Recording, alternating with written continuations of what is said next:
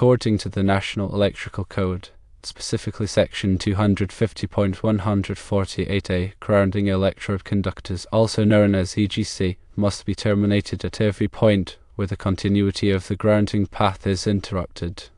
A GUAT fitting, which stands for Guy Union Armor 2, is a threaded fitting often used to connect metal conduit to an underground enclosure, and in this scenario, we are examining its use strictly as a pull box.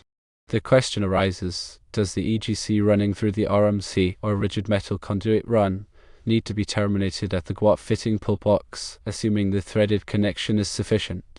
The answer is yes. EGC must be terminated at the GUAT fitting, even if it is used solely as a pull box. This requirement stems from the need to ensure a continuous and reliable electrical path for grounding and bonding. While the GUAT fitting provides a threaded connection, this connection alone is not considered a sufficient electrical path for several reasons.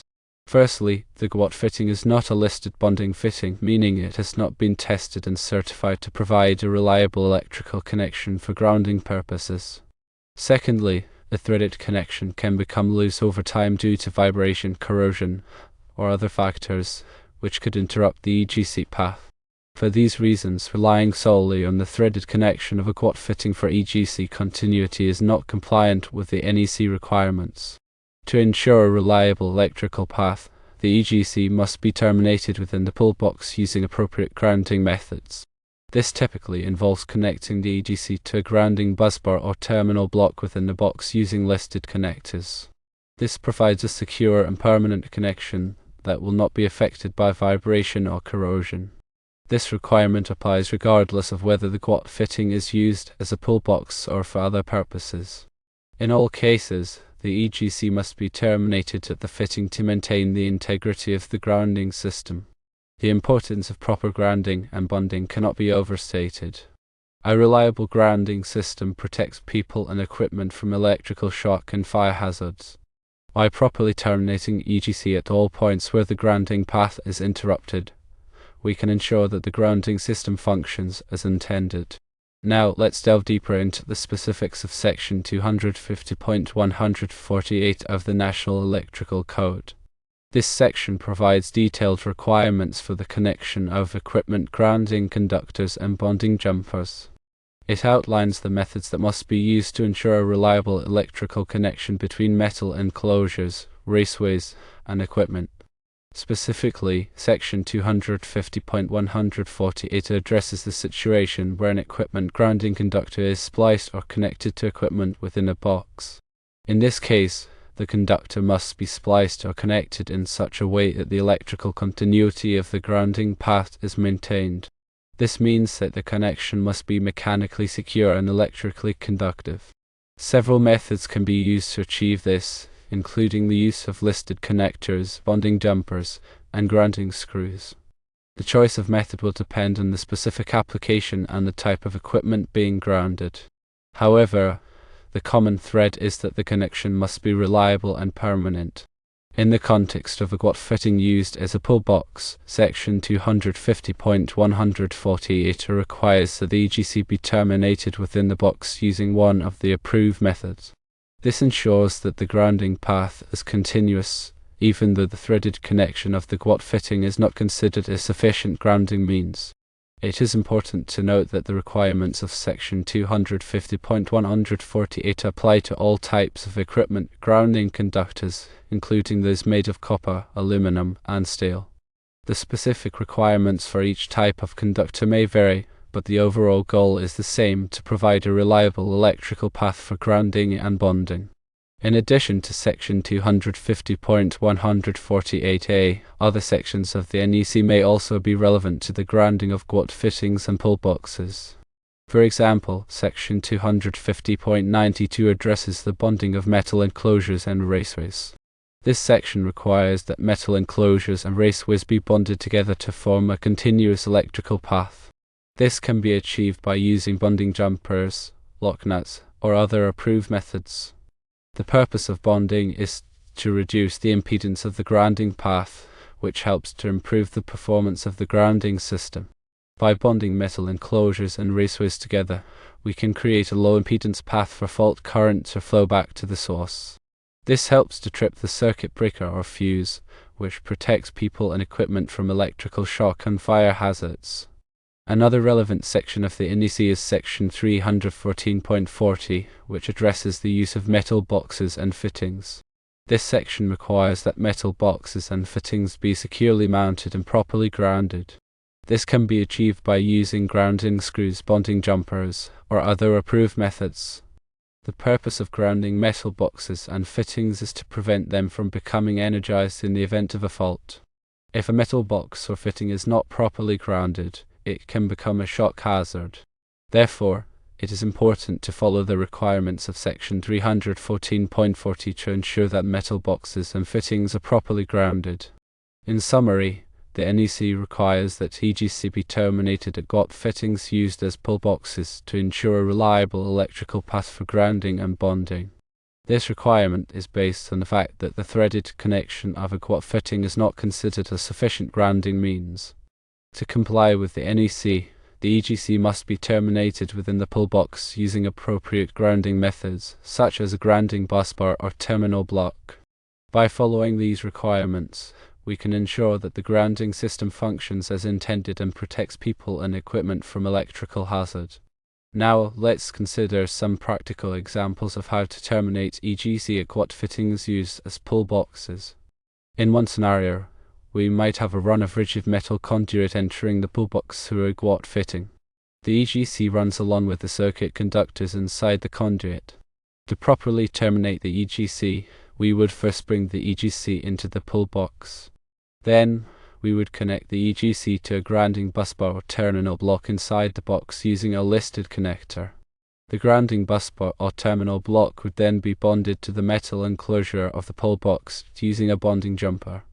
This creates a continuous electrical path from the EGC to the pull box enclosure and back to the source. In another scenario, we might have multiple runs of conduit entering the pull box through GUAT fittings. In this case, we would need to connect all of the EGC to a common grounding point inside the box. This can be achieved by using a larger grounding busbar or terminal block with multiple connection points. Alternatively, we could use a series of smaller grounding busbars or terminal blocks interconnected with bonding jumpers. The key is to ensure that all of the EGC are connected together into the metal enclosure of the pull box. In addition to these examples, there are many other ways to terminate EGC at GUAT fittings used as pull boxes. The specific method will depend on the size and configuration of the pull box, the number of conduit runs, and the type of grounding conductors being used. However, the underlying principle remains the same: to provide a reliable electrical path for grounding and bonding. It is important to consult the NEC and other relevant standards to determine the appropriate grounding methods for each specific application.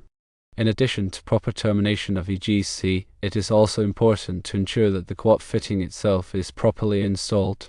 This includes ensuring that the fitting is securely tightened and that the threads are clean and free of corrosion. If the fitting is not properly installed, it can create a high resistance connection, which can compromise the integrity of the grounding system. Therefore, it is important to follow the manufacturer's instructions for installing GUAT fittings. Another important consideration is the size of the grounding conductors. The size of the EGC must be adequate to carry the fault current that may occur in the event of a ground fault. The NEC provides tables that specify the minimum size of EGC based on the size of the overcurrent protection device protecting the circuit. It is important to consult these tables to ensure that the EGC is properly sized. Finally, it is important to perform regular inspections and maintenance of the grounding system. This includes checking the tightness of connections, inspecting for corrosion, and testing the continuity of the grounding path.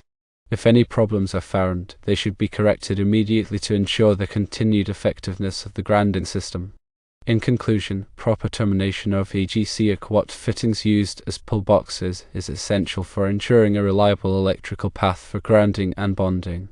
This requires following the requirements of the NEC, using appropriate grounding methods, and performing regular inspections and maintenance. By taking these steps, we can protect people and equipment from electrical hazards.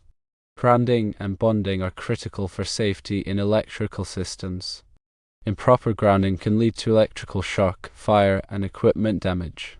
It's important to understand the principles of grounding and bonding and to follow the requirements of the NEC. In addition to the topics discussed so far, there are a few other points to consider regarding the grounding of GUAT fittings and pillboxes. One point is the use of exothermic welding, also known as CAD welding, as a grounding method. Exothermic welding is a process that creates a permanent metallurgical bond between two metal surfaces. This method can be used to ground GUAT fittings to underground metallic water pipes or grounding electrodes. Exothermic welds are very reliable and resistant to corrosion, making them a good choice for grounding in harsh environments. Another point is the use of ground rods as grounding electrodes. Ground rods are metal rods that are driven into the earth to provide a connection to ground. Ground rods can be used to ground GUAT fittings in situations where there is no other available grounding electrode. The NEC specifies the minimum size and depth of ground rods. It is important to follow these requirements to ensure that the ground rods provide an effective grounding path. Another point is the use of concrete encased electrodes, also known as UFA grounds. UFA grounds are grounding electrodes that are encased in concrete. These electrodes are typically used in new construction.